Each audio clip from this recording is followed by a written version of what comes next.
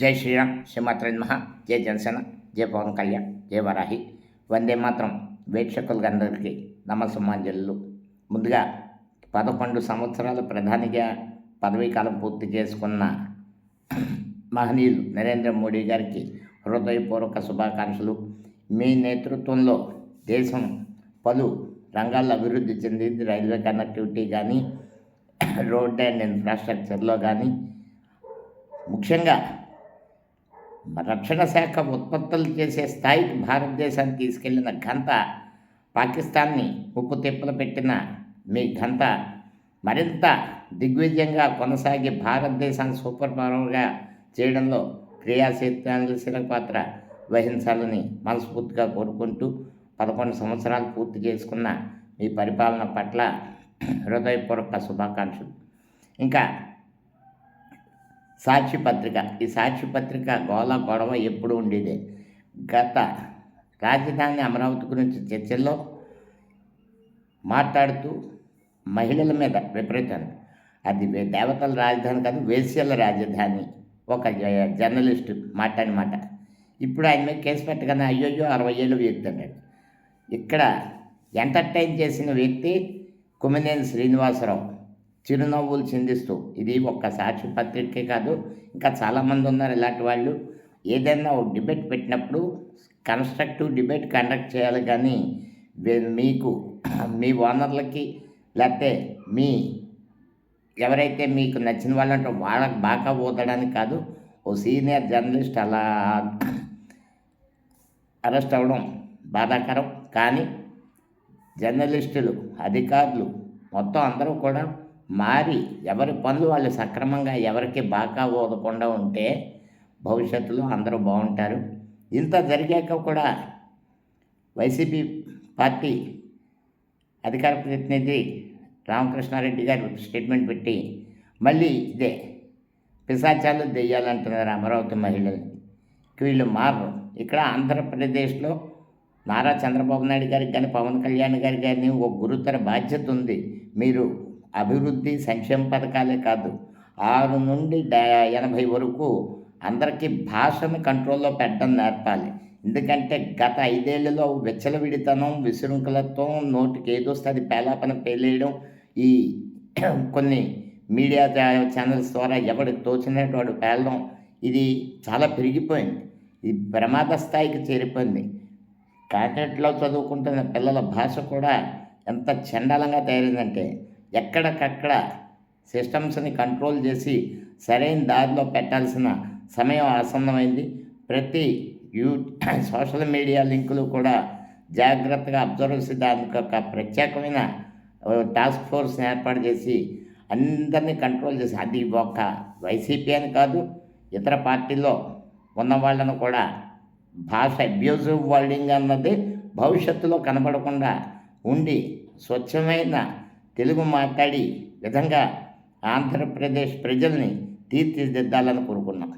మరొక సంఘటన, అనంతపురం జిల్లాలో యువతి మిస్సింగ్ అయ్యే అమ్మాయి ఇంట్లోంచి వెళ్ళిపోయింది. రాత్రి ఇంట్లోంచి వెళ్ళిపోయిన అమ్మాయి తర్వాత హత్యకు గురైంది.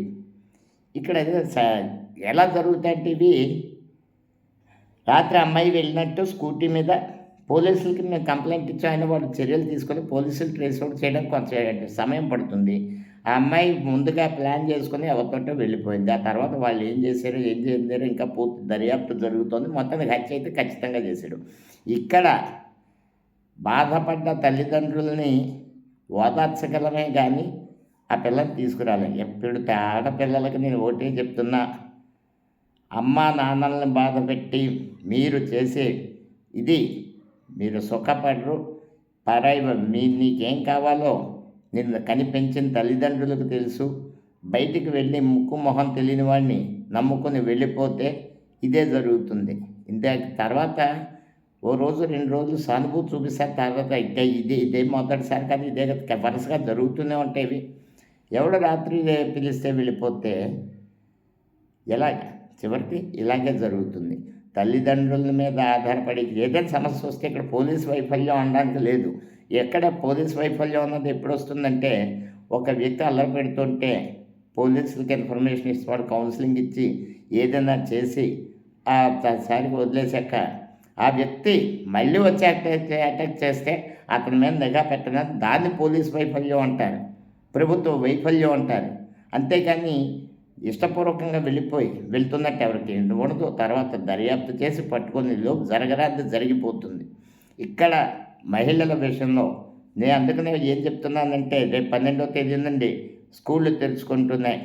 ఆంధ్రప్రదేశ్లో ప్రస్తుతం ప్రభుత్వ పాఠశాలలో చక్కటి విద్యావకాశాలు అన్నీ విద్యే కాకుండా మంచి చదువే కాకుండా నైతిక విలువలు ఎథిక్స్ మీద ఈ సంవత్సరం నుండి చక్కటి శిక్షణ ఇవ్వడం, పిల్లలు చేయకూడనివి చేయాల్సినవి తీసుకోవాల్సిన జాగ్రత్తలు మరెక్కడ ఏ ప్రైవేట్ స్కూల్లో మీకు చదువు చెప్తారు కానీ ఉన్నత విలువలు మీరు తీసుకోవాల్సిన జాగ్రత్తలు చెప్పే అవకాశాలు ప్రభుత్వ పాఠశాలల్లో మీరందరూ తల్లిదండ్రులు ఆంధ్రప్రదేశ్లో పిల్లల్ని చేర్చి మీ పిల్లల భవిష్యత్తుకి బంగారు బాట వేయాల్సిందిగా కోరుకుంటున్నాం. తద్వారా ప్రభుత్వ ఉద్యోగాలు టీచర్స్ కానీ ఇతరత్ర కానీ ఉద్యోగాల కల్పనకి శ్రీకారం చుట్టాలని కోరుకుంటున్నాం.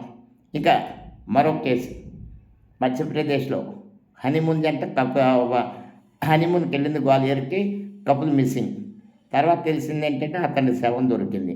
తర్వాత తెలిసిందంటే ఆవిడ ఎవరితో పేరు ఉంటే ఇష్టమైన పెళ్లి చేశాక తీసుకెళ్ళి సుపారీ ఇచ్చి చంపేసింది. మొత్తం లోపల పోయారు. ఇదెక్కడ దరిద్రం? నీకు ఇష్టం లేకపోతే ఆడపిల్లలు కూడా చెప్తున్నాను, పెళ్లిపేటల నుంచి లేచిపోవడం, పెళ్లి టైంకి సినిమాల్లో చూపిస్తే అదే శాడిజం. సినిమా వాళ్ళకి హీరో ఎవడో లవ్ చేసి ఎవరితో ఎంగేజ్మెంట్ అయిందని పెళ్లి చేసుకుంటాడు, ఆఖరికి పెళ్లి క్యాన్సిల్ అయిపోతుంది, హీరో ఇది ఆడపిల్లలు కూడా చెప్తున్నాను, మీకు ఇష్టం లేని పెళ్ళి ఇంట్లో చేస్తే ముందే తెగేసి చెప్పండి, చస్తాను నేను పెళ్లి చేసుకుని చెప్పండి. అంతేగాని పెళ్లిపేటల మీద ముందు రోజు పారిపోయి ఈ మగాడిని కుటుంబాన్ని రోడ్డున పాలు చేయడం, లేకపోతే పెళ్ళి అయ్యాక చంపేయడం, ఇది ఎక్కడ దుర్మార్గం. కాబట్టి వివాహ వ్యవస్థ విచ్ఛిన్నమైపోయి అవహేళనకు గురయ్యే స్థాయికి దిగజారిపోవడం కారణం సమాజంలో పెరుగుతున్న విశృంఖలత్వం. మీరు పెళ్లి చేసుకోవద్దు, వదిలేనండి, ముందే చెప్పేసి ఇంట్లో నాకు కొద్ది సంబంధం చెప్పండి, ఆడు బతుకుతాడు, ఇదేంటి తీసుకెళ్ళి చంపేయడం ఏంటి? నేను పెళ్లి చేసుకుంటున్నందుకు చచ్చిపోవాలా? మరి దీన్ని ఏం చేయాలి?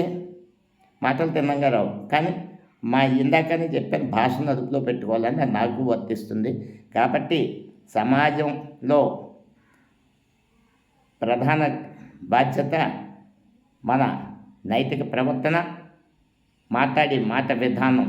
దీన్ని ఖచ్చితంగా బాధ్యతగా తీసుకొని ఆంధ్రప్రదేశ్లోని ఎన్డీఏ ప్రభుత్వం ఖచ్చితంగా అమలు చేయాలి. ఎక్కడికక్కడ విశృంఖలత్వాన్ని సంఖ్యలు వేసి బంధించాలి. పేలాపనలు పేలి వాళ్ళు డిబేట్లలో కానీ ఎవరైనా సరే, ఏ పార్టీ వాళ్ళైనా సరే, చేబ్రోలు కిరణ్ అనే టీడీపీ అత్యానం మాట్లాడితే వైఎస్ భారత్ గురించి పార్టీ నుండి సస్పెండ్ చేశారు. సరే, మా పవన్ కళ్యాణ్ గారు అయితే మేము ఒక అంగులో ఎక్కడ మాట్లాడతామో చూస్తారు, చేసేస్తారు, అందులో వేరే సెకండ్ థాట్ ఉండదు. కాబట్టి ఎవరికి వారు స్వీయ నియంత్రణ పాటించాలి. ఏ మీడియా అన్నా సరే, ఏదన్నా సరే మీరు న్యూస్ చెప్పండి, వ్యూస్ చెప్పకండి. మీకు ఎవరికైనా బాగా ఊస్తే తర్వాత వాళ్ళు ఓడిపోయి ఇంకో ప్రభుత్వం వస్తే మీకు ఇదే జరుగుతుంది. ఇందులో ఎవరికి మినహాయింపు ఉండదు. ఒక సాక్షే కాదు, అన్ని ఛానల్స్కే చెప్తున్నా, మీరు వార్త చెప్పండి, అభిప్రాయం చెప్పండి, అవినీతి జరిగితే ఆధారాలతో సహా టెలికాస్ట్ చేయండి. ఊహాగానాలు, మీకు నచ్చని వాళ్ళని క్యారెక్టర్ అసాసినేషన్ చేయడం, ఇటువంటి ప్రోత్సహించవద్దని కోరుకుంటూ స్వచ్ఛమైన భారత్ కోసం, స్వచ్ఛమైన ఆంధ్రప్రదేశ్ కోసం, స్వచ్ఛమైన తెలుగు భాష కోసం అందరిలో మార్పు రావాలని కోరుకుంటూ వందే మాతరం. జై హింద్.